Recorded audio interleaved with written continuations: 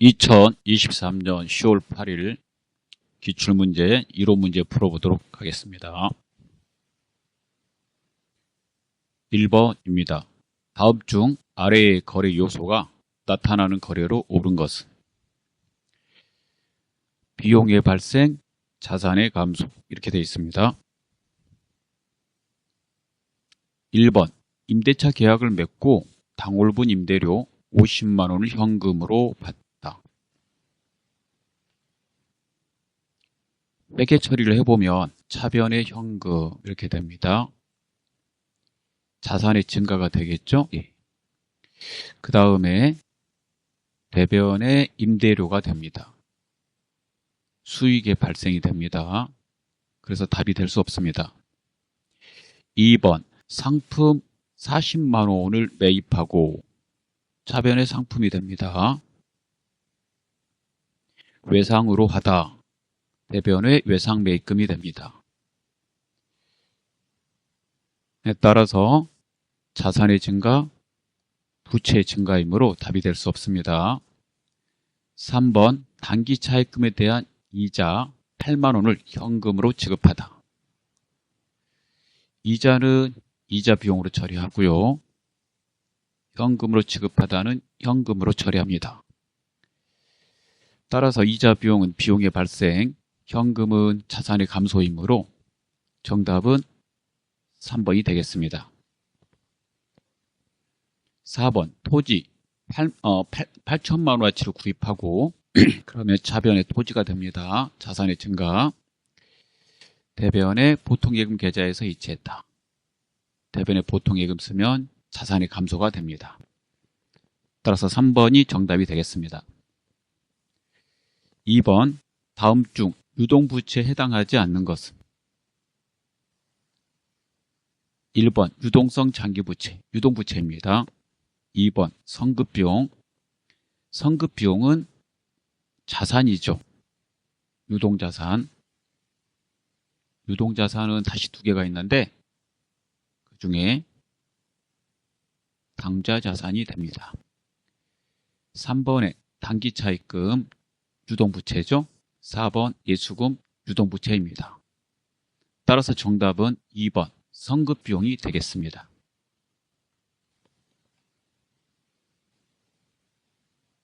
3번을 보겠습니다. 다음 중 아래의 가와 나에 각각 들어갈 내용으로 옳은 것은? 단기매매증권을 취득하면서 발생한 수수료는 자, 뭘로 처리할까요? 예, 중요하죠. 예. 수수료 비용으로 처리하고요. 차량 운반구를 취득하면서 발생한 취득세. 취득세는 세금이지만 취득하는 자산으로 처리하라고 그랬으므로 차량 운반구로 처리가 돼야 됩니다. 유형자산 편에 보면 유형자산 취득 시 발생되는 부대비용은 유형자산의 취득원가에 가산한다 이렇게 되어 있으므로 유형자산 이름 차량 운반구로 처리를 해야 됩니다. 따라서 정답은 1번이 되겠습니다. 4번을 보도록 하겠습니다. 다음 계정별 원장에 기입된 거래를 보고 A 안에 들어갈 수 있는 계정 과목으로 가장 적절한 것은?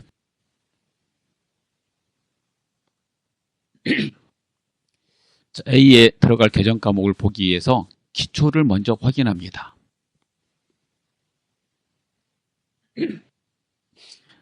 기초에 이월돼서 들어오는 게 대변에 들어왔습니다. 대변에 이월돼서 들어왔다는 거는 대변에 잔액이 남았다는 거죠. 그러면 잔액이 대변에 남을 수 있고 이월될 수 있는 거는 부채와 자본입니다. 부채하고 자본의 그 잔액은 대변에 남죠. 그 이유는 부채의 증가, 자본의 증가의 자리가 대변이기 때문에 그래요. 그래서 부채하고 자본은 같은 자리고요. 증가되면 대변, 감소되면 차변에 쓰죠. 잔액이 남는다면 대변 쪽이 커야지 남게 되니까 그래서 부채하고 자본의 잔액은 대변에 남게 됩니다. 그래서 이월돼서 넘어온 게 대변 쪽이므로 부채하고 자본을 찾으시면 되겠고요. 보기에서 2번 부채입니다. 1번 바드럼 자산, 3번 광고 선전비 비용이고요. 4번 미수금 자산이 되겠습니다. 5번 다음 중 유형자산의 취득원가를 구성하는 항목이 아닌 것은? 유형자산의 취득원가는 유형자산을 취득해서 정상적으로 사용하기 위해서 발생되는 부대비용을 포함한다라고 되어 있습니다. 그래서 취득하는 과정에서 발생되는 것만 취득원가를 구성하게 됩니다.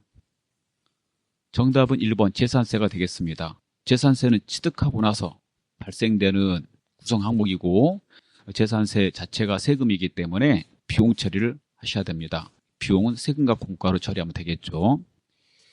취득세는 취득하는 과정에서 내야 되는 세금이니까 맞고요. 설치비도 정상적으로 사용하기 위해서 들어가는 설치비이므로 맞고, 그 다음에 정상적인 사용을 위한 시운전비도 정상적인 사용 위해서 들어가는 부대비용이 맞습니다. 그래서 구성 항목이 아닌 것은 1번 재산세가 되겠습니다. 6번을 보겠습니다. 다음 중 당좌자산에 해당하지 않는 것은? 1번 현금 및 현금성 자산, 당좌자산입니다. 2번 매출채권, 당좌자산이죠. 3번 단기투자자산, 당좌자산입니다. 4번 당좌차울, 당좌차울은 유동부채에 해당이 됩니다. 당좌차울 계정은 당자예금 잔액이 부족한데 회사가 수표를 발행했을 때 당자예금 통장에 마이너스로 찍히게 되는데요. 음수로 찍힌 거는 은행에서 빌려준 거죠. 그래서 부채에 해당이 되고요. 외부로 보고될 때 당좌차울은 단기 차입금 이렇게 보고가 돼요.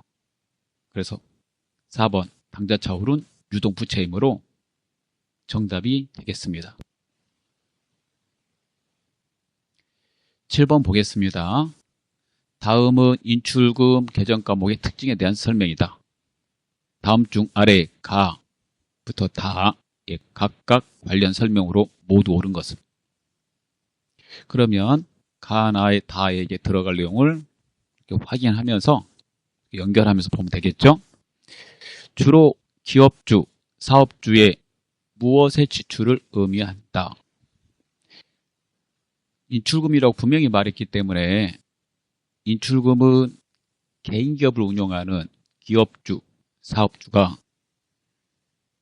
개인, 기업주, 사업주의 가사 목적으로 사용하는 지출에 대해서 사용하는 계정이죠. 그래서 개인적인 용도의 지출을 말합니다. 나에서 사용되며 그랬죠. 개인 기업에서만 쓴다고 그랬으니까 개인 기업에서만 사용되며 임시 계정에 해당합니다. 그 다음에 다에 대한 평가 계정이다 라고 되어 있는 거는 인출금은 자본 계정에 해당이 돼요. 그래서 인출금을 가져가면 자본에서 차감해서 표시하도록 되어 있고요. 가져간 인출금을 결산시까지 가져오면 결산시까지 가져오지 않으면 대부분 안 가져와요. 가져간 거. 개인 기업의 사장들이 자기가 집에서 필요하니까 가져간 돈이거든요. 자기 돈이잖아요. 그 돈 자체가 자기가 낸 돈을 가져간 거기 때문에 그래서 인출금 그래요. 가져갔다고 해서. 그런데 그게 자기가 가져간 돈이니까 자본금에서 즉시 뺄 수도 있는데 회계에서는 자본금에서 즉시 안 빼는 이유가 뭐냐면 그러면 자본금이 자꾸 변동이 돼요. 그래서 그 변동되는 걸 막기 위해서 인출금으로 회계 처리해서 자본에서 차감해서 표시하고요. 결산시까지 안 가져오면 인출금은 보고서에 표시하면 안 되니까 그 안 가져온 만큼을 자본금에서 빼라고 돼 있어요. 자본금에서 빼게 되기 때문에 인출금이 없어지고 자본금이 감소되게 되죠. 그래서 자본금 계정으로 대체돼서 결국에는 자본금으로 마감됩니다. 따라서 정답은 1번이 되겠습니다. 그 다음에 8번을 보도록 할게요. 다음 중 손익계산서와 관련된 계정 과목이 아닌 것은? 손익계산서는 수익과 비용을 표시하는 보고서입니다. 그래서 수익, 비용과 관련된 계정 과목이 아닌 것은 이렇게 물어보고 있으므로 정답은 2번이 됩니다. 2번 성급비용 유동자산이라고 말했죠. 예. 유동자산의 당좌자산에 해당이 됩니다. 9번을 보도록 하겠습니다. 다음 중 미지급 비용에 대한 설명으로 가장 적절한 것은? 미지급 비용은 결산 시에 사용하죠. 비용의 발생을 처리하기 위해서 씁니다. 결산 시까지 발생된 비용이 있는데 지급일이 아직 아닐 때 그 비용의 발생분은 올해 거기 때문에 단기 거기 때문에 단기에 비용 처리해야 되고요. 아직 지급일이 아니므로 상대 계정에다가 쓸 이름으로 미지급 비용을 사용합니다. 따라서 그렇게 설명이 되어 있는 것을 골라야 되겠죠. 그래서 가장 적절한 거는 단기 수익에 대응되는 그 비용으로 아직 지급되지 않는 비용이라고 그래야 되니까 정답은 2번이 되겠습니다.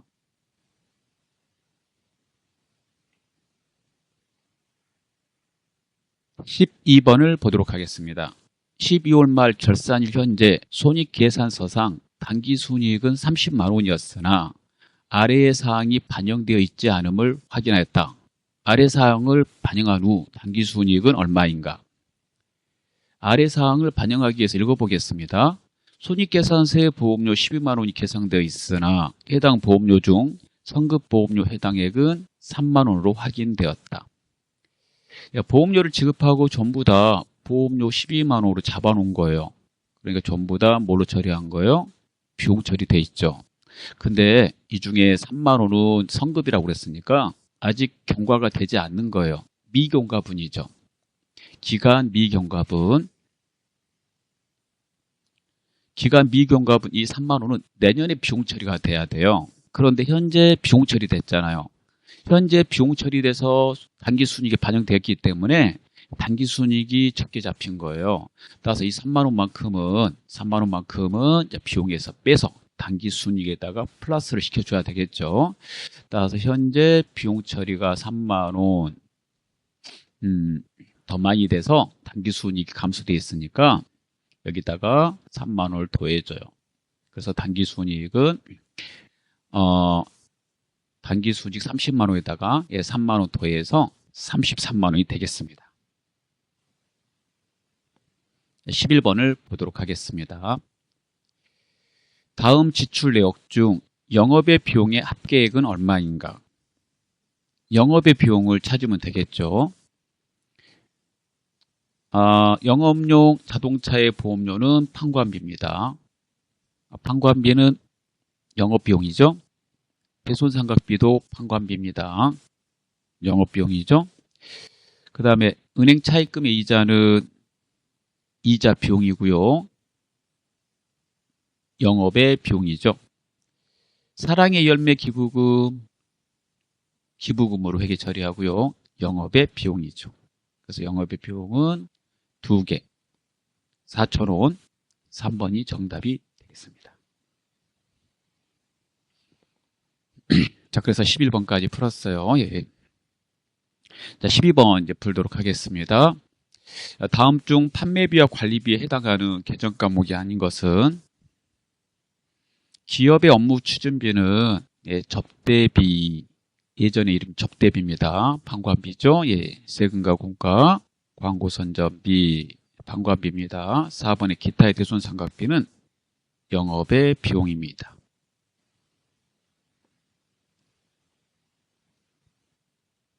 다음 13번을 보도록 하겠습니다. 다음은 회계의 순환 과정을 나타낸 것이다. 아래의 가에 들어갈 용어로 옳은 것은? 가 부분을 보면 분계장에서 총계조문장으로 이렇게 나가는 부분이죠. 거래가 발생되면 분계장 또는 전표에다가 분계를 합니다. 그 분계장에 분계한 내용은 또는 전표용지에다가 기록한 내용은 장부에다 옮겨져가 되겠죠. 그 장부가 총계조문장이고 줄여서 온장이라고 합니다. 그 옮겨 적는 걸 옮길 전자, 기록할 기자, 그래서 정기라고 하죠. 정답은 정기가 되겠습니다. 14번 보겠습니다. 다음 자료에서 설명하고 있는 A와 B에 각각 들어갈 용어로 바르게 짝지은 것은 일정 시점에 기업의 A를 나타낸 표, 일정 시점이라고 그랬어요. 이게 핵심 단어입니다. 12월 31일이 되죠. 일반적으로 회계기간 종료일, 결산일이라고도 합니다. 또는 보고기간 종료일, 일정 기간 1월 1일부터 12월 31일을 일반적으로 말합니다. 기업의 B를 나타낸 표라고 그랬어요. 일정 시점의 기업의 재무 상태, 즉 자산, 부채, 자본, 얘를 나타낸 표를 우리가 재무 상태표라고 하죠. 그 다음에 일정 기간, 즉 1월 1일부터 12월 31일에 기업에 뭘 나타낸 표를 손익계산서라고 그랬잖아요. 손익, 이게 중요하죠. 경영성과. 경영성과를 하면 회사에서 벌어들인 수익과 그 수익을 내기 위해서 사용한 비용을 말합니다. 따라서 들어갈 올바른 용어는 1번이 되겠습니다. 15번, 다음 중 상품에 대한 재고자산의 원가를 결정하는 방법에 해당하지 않는 것은? 재고자산 원가는 단가를 말합니다. 단가와 수량을 가지고 작성하는 장부가 상품 재고장이 되겠죠. 그래서 재고장 작성할 때 이 원가는 매우 중요하죠. 그 원가를 결정하는 방법에는 계배법, 그다음에 선입선출법, 이동평균법, 총평균법, 후입선출법이 있습니다.